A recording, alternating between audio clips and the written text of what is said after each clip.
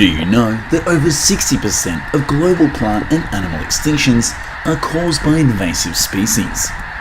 It may sound far-fetched, but this is a reality happening right on the familiar fields and forests that we know. Canadian geese leave filthy droppings on the grass, wild turkeys run and fly all over the roads, and wild boars plough up the land and spread diseases.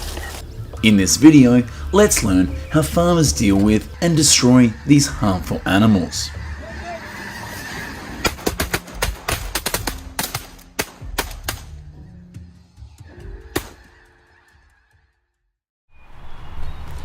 In North America, there are currently around 7 million wild turkeys. Not only are they present in vast forests, but they also appear in urban and suburban environments, causing no small amount of trouble for people.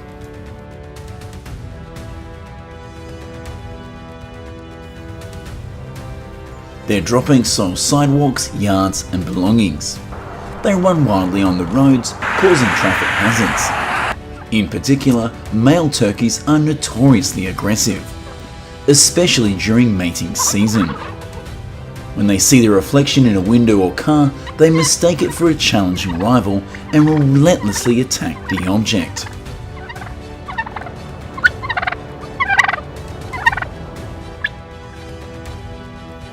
Because of these behaviours, hunting wild turkeys is considered a control measure to limit their negative impacts.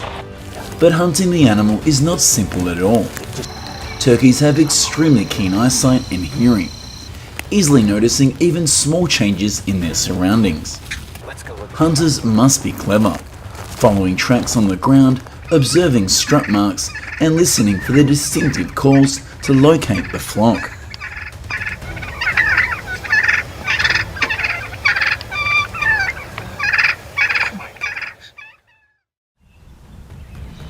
Wild turkeys have two main hunting seasons, spring and fall. The spring season coincides with the mating season, where male turkeys are easily lured by calls imitating a hen.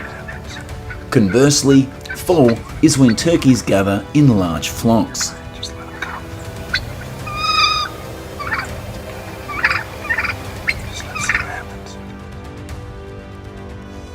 To attract the attention of a wild turkey flock, hunters will imitate their calls, calling every 15 to 20 minutes. In addition, they also use fake decoys that look like a turkey. Some people choose to sit up high amongst the bushes to camouflage themselves, both to avoid being detected and to have a better vantage point of the turkeys.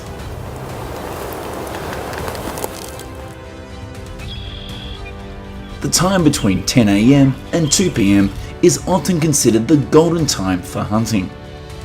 This is when turkeys are most active and less vigilant than in the early morning. They can be hunted with guns and bows. Skilled hunters often aim for their neck or legs instead of the constantly moving head.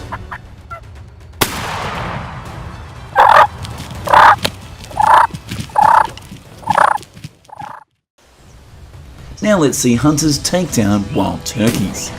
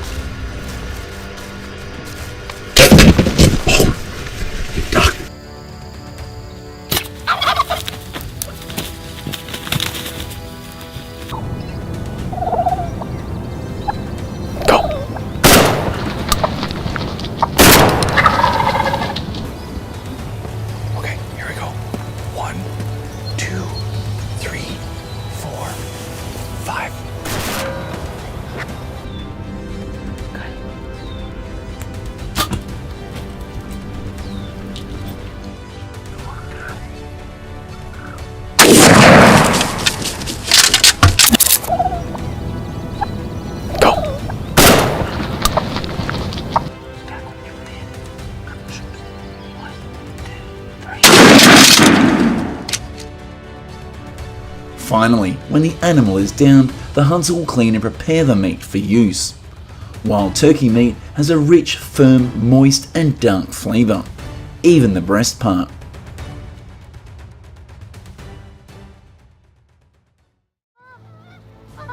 Another invasive animal causing harm in North America is the Canada goose.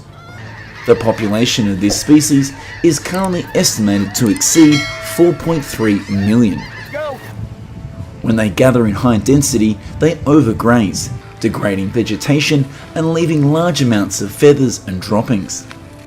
This becomes a health concern, especially at water treatment facilities and at public swimming areas. Not only this, but they also destroy gardens and commercial crops like corn, peanuts and soybeans.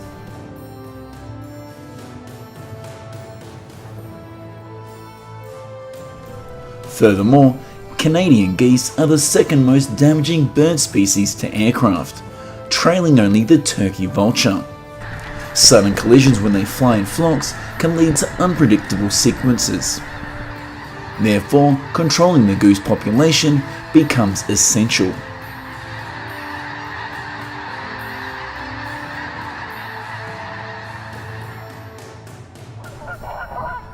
In the US, hunting Canadian geese is legal during the designated hunting seasons. But hunters must have a license and strictly comply with state regulations. This is also a sport that many people enjoy, especially in the fall when the geese begin to migrate.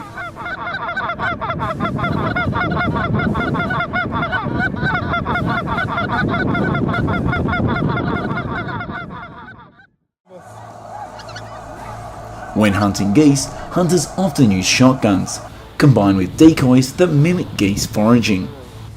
For large flocks, bag decoys are laid out to simulate a whole flock on the move. In addition, hunters will try to imitate the goose's call to lure them to a prepared area.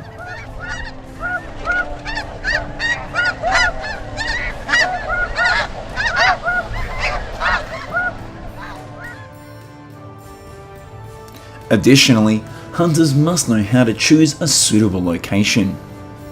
People usually hide in dense areas and wear camouflage to easily blend in and avoid being detected. Canadian geese typically land and take off against the wind because it helps them move more easily, and so hunters often turn their backs to the wind to greet the flock. Some even prefer hunting on rainy days, when strong winds encourage more goose flights. This creates more opportunities to take them down.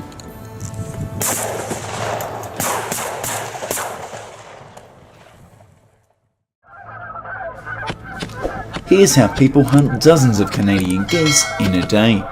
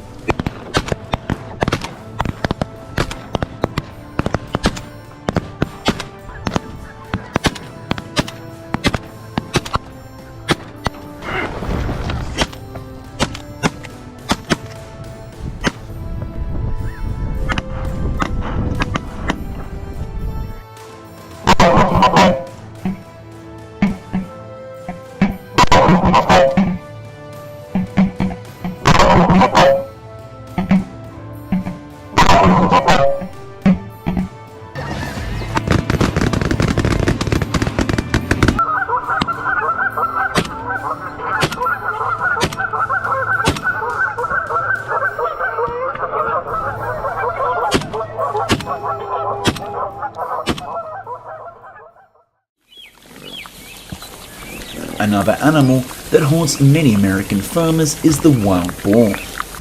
To find food, they use their snouts and tusks to root up the soil, destroying hundreds of acres of fields and farms in a short time. Not stopping there, this animal can also damage houses and buildings and become a source of infection for many dangerous diseases for humans and livestock.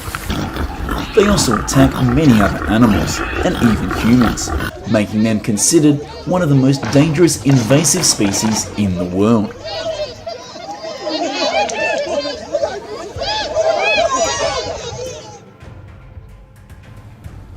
Therefore, many measures have been applied to controlling them, At Great Smoky Mountains National Park, authorities once eliminated over 15,000 wild boars through controlled trapping and hunting. In recent years, a new method to destroy wild boars has been using helicopters.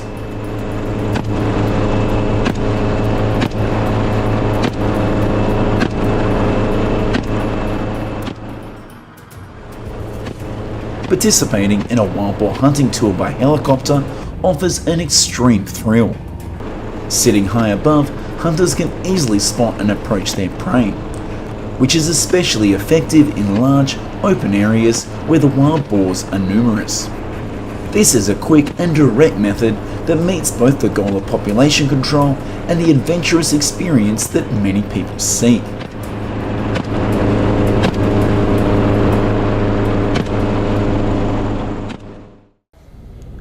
Let's watch how hunters take down wild boars from above using a helicopter.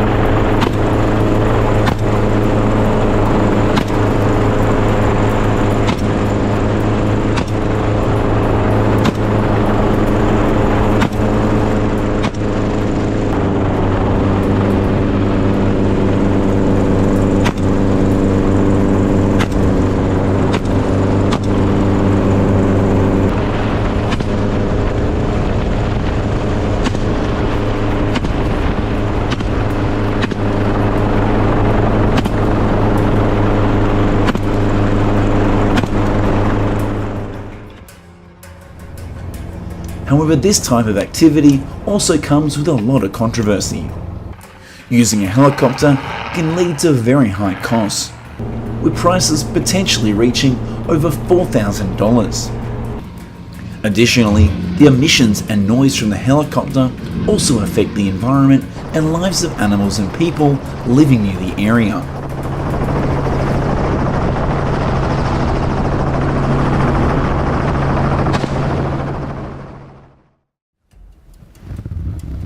The last animal we will learn about is the white-tailed deer. This animal has an extraordinary ability to adapt, being able to live in many different environments such as dry grasslands or large river basins.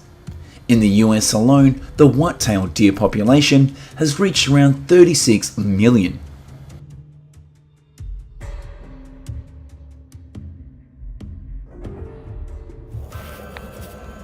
For a long time, hunting white-tailed deer was a familiar activity. In part, it is for recreation, and in part, it is for the value of the meat that they can provide. This is also an effective measure to control the population to ensure an ecological balance. Of course, hunters need a license and are only allowed to hunt a limited number during the regulated season.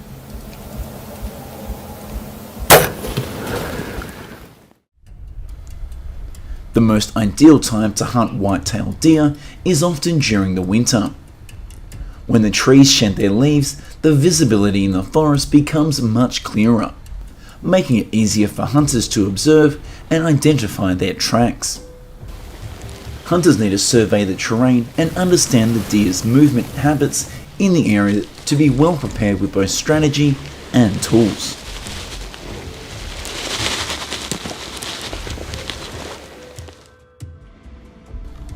On the journey of following their tracks, there are many factors that hunters must pay attention to. The familiar trails that deer often use, areas with oak trees with many acorns, or fields of corn and soybeans. All of these are a favourite food source. In addition, dense bushes are also where deer often rest, especially in the morning.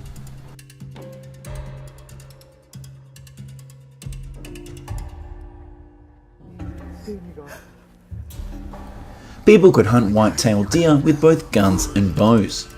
Many choose to ambush them from a high position, hiding in a tree to observe and wait.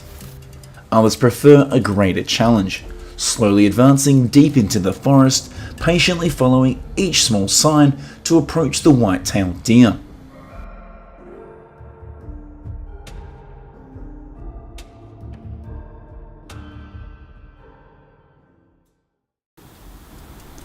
Let's watch the most impressive white-tailed deer hunting scenes.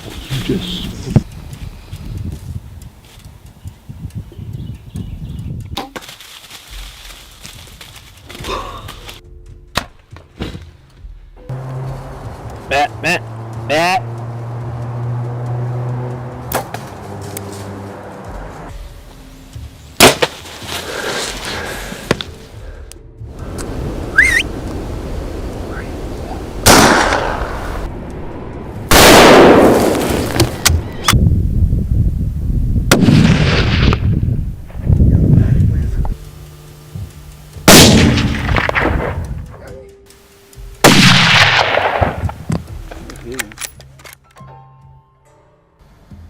It can be seen that from white-tailed deer, Canadian geese, and wild turkeys to wild boars, each invasive animal leaves a significant impact on agriculture, the environment, and human life. Hunting, in many cases, is not just for entertainment, but also a tool to control populations, protect crops, and maintain ecological balance. What do you think is a more effective way to eliminate these animals?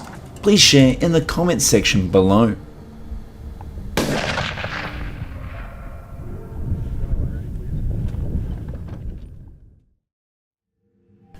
Did you know that despite being thousands of kilometers apart and on opposite sides of the Pacific Ocean, American and Australian farmers share a common formidable foe? That is the wild boar, one of the world's top 100 most dangerous invasive species. So what have farmers done to combat this destructive animal? Let's find out in this video.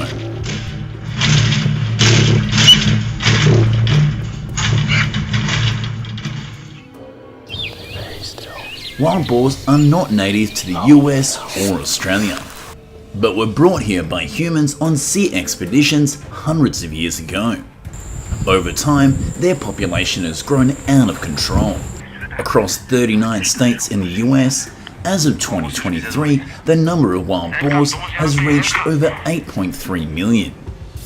In Australia, these animals occupy about 45% of the territory. Their population can increase by 86% in just 1 year if left unchecked.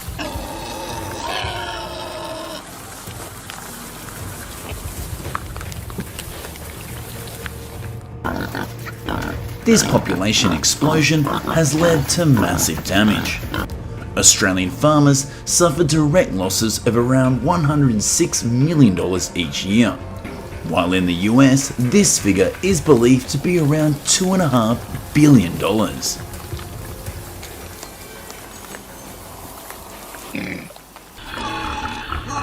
Wild boars hunt native animals and destroy infrastructure.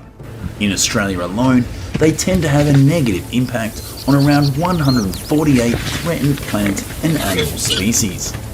Some aggressive wild pigs can even attack humans.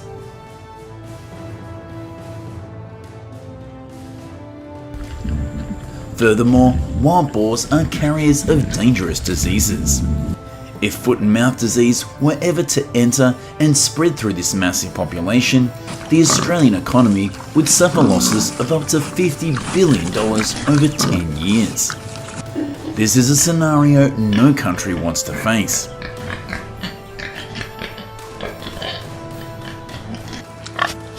To stop this invasive species, both the US and Australian governments encourage farmers and hunters to participate directly in controlling the wild boar population.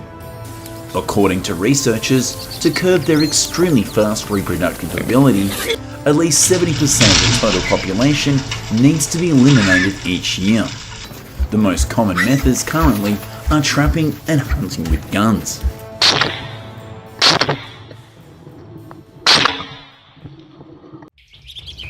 When trapping, the first step is to locate the wild boar herd. They often appear in low-lying areas, where there are dry rivers, streams, wetlands, or dense forest edges. Signs of their strong activity are very clear. Large, damp footprints in the soil and deep, continuous rooting marks. When such an area is found, farmers will first set bait to lure the wild boars to a fixed point.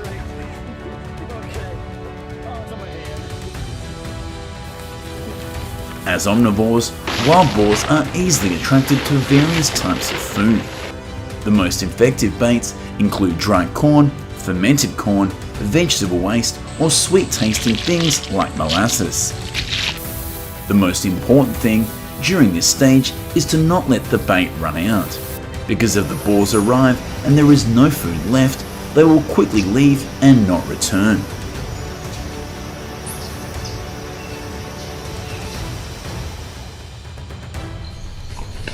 When fed regularly for 1 to 2 weeks, the wild boar herd will develop a habit of visiting frequently, becoming more confident and less wary. This is the time to start setting traps. There are many types of traps on the market today, but in general, an effective trap must have walls at least 5 feet high to prevent the boars from jumping out.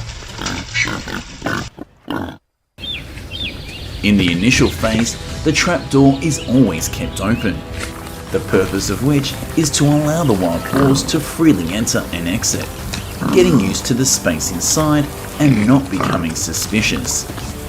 Then the trap trigger mechanism will be installed. At the same time, bait is scattered to form a path leading directly to the trigger location. As the wild boars get engrossed in following the bait trail, they will be led deep inside without realizing the danger waiting ahead.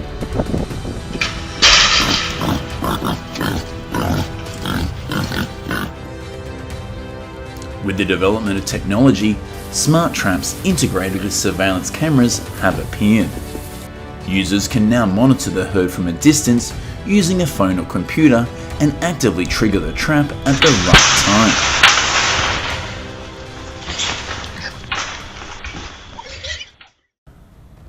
When the number of boars is large enough, with just one command, the trapdoor will immediately close. The panicked wild boars will repeatedly ram the walls to try to find a way out, but they are all helplessly trapped.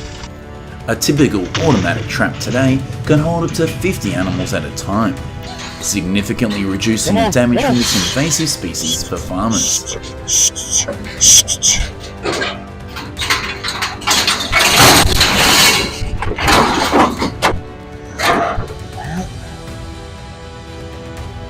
Let's see how these traps work.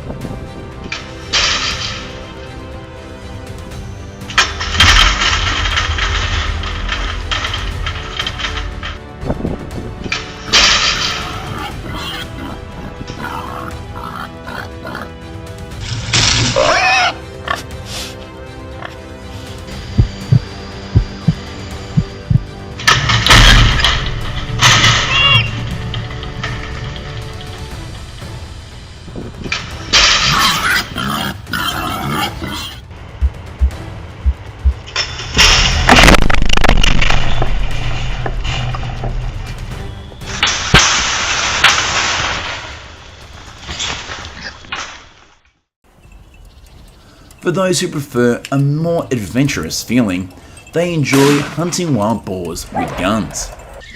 The eyesight of this species is weak, but their sense of smell is extremely sharp and can detect strange scents from a distance.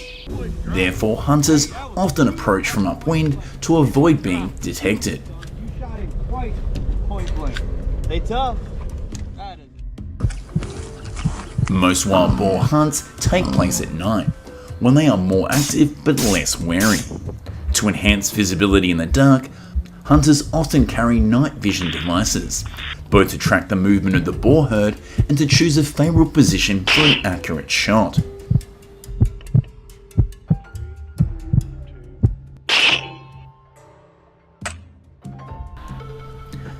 Among hunting methods, the rifle is the most common and effective tool. Shots can be taken from long distances, sometimes up to 600 yards away.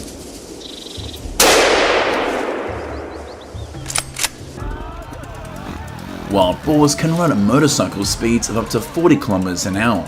Combined with their aggressive nature and resilience, this makes hunting them even more of a challenge. Therefore, hunters are forced to have sharp hunting skills and have to take down their prey with a single shot, both to ensure their own safety and to prevent the injured animal from escaping. The main targets for hunters are fatal points of the body, such as the head or heart area.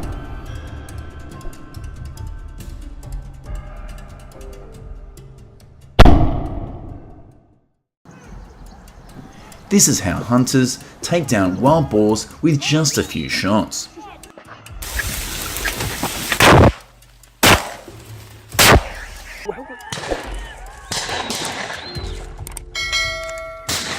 Bravo, yeah.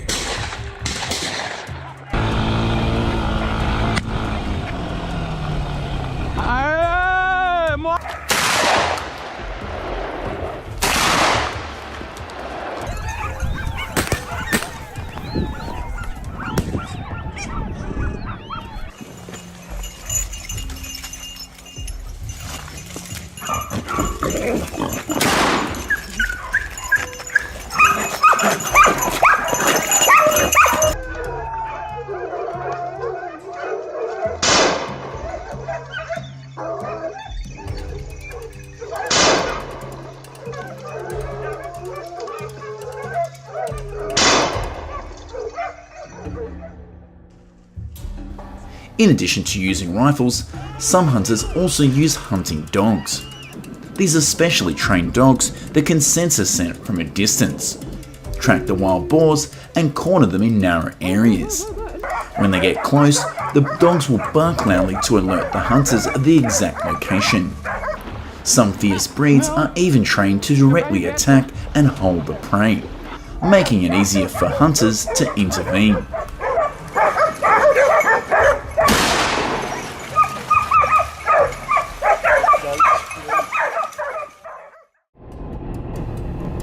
Another way to eradicate wild boars is hunting by helicopter. This method is both practical and provides a thrilling experience for those who participate, as if they are in a real-life first-person shooter game. Not only that, but this method is also very useful in vast areas with a high density of wild boars.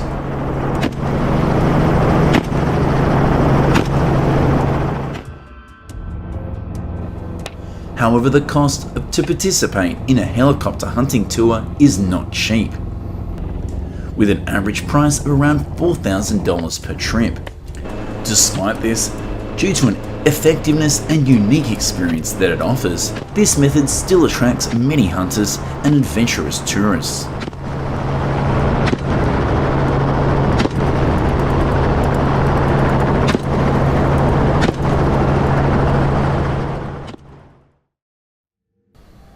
When in contact with wild boars, safety is always a top priority.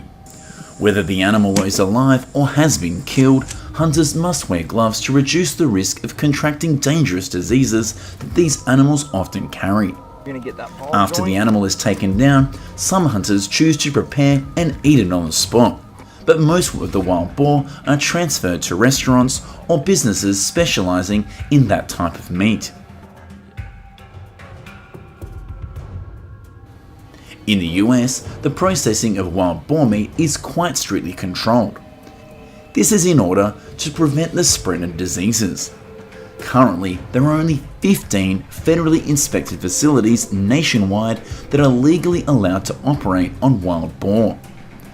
A facility can process on average 1,500 to 1,700 animals a year, mainly medium-sized individuals weighing between 79 to 180 pounds. The reason is that male adult boars often have an unpleasant odour due to a hormonal secretion.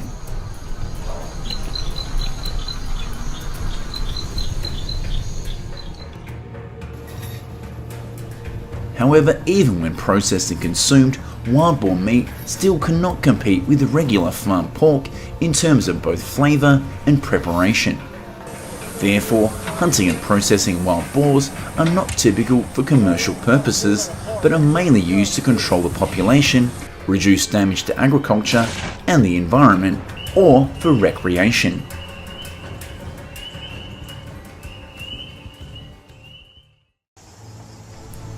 With their rapid reproduction, incredible destructive power, and the risk of disease transmissions, wild boars are truly one of the biggest threats facing modern agriculture. From the vast fields of the US to the arid lands of Australia, the battle against wild boars is ongoing every day. But the question is there a more sustainable and long-term solution to control this invasive species, rather than just trapping and hunting? What do you think about this issue? Let's discuss it in the comments below.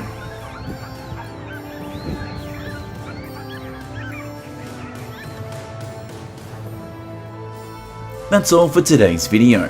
Thanks for watching. And for now, goodbye and see you in other videos on our channel.